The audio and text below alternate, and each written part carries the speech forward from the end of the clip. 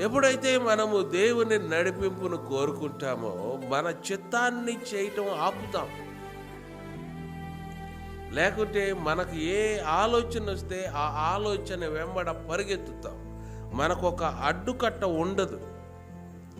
నేను దేవుని చిత్తమును వెంబడించేవానిగా ఉండాలి, దేవుని చిత్తమును జరిగించేవానిగా ఉండాలి. దేవుని ఉద్దేశం ఏంటి ఈ విషయంలో, దేవుని ఆలోచన ఏంటి అని అన్నప్పుడు మనకు అక్కడ బ్రేక్ పడుద్ది.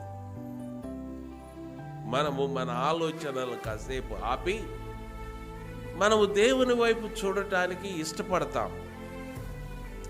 అలా లేకపోతే, ఆ బ్యారియరే మనకు లేకపోతే, ఆ అడ్డు మనకు లేకపోతే, ఆ ఆపు మనకు లేకపోతే, మనం మన ఇష్టానుసారంగా మన ఆలోచనలను అనుసరించి నడుచుకునేటువంటి వారిగా మనం ఉంటాం.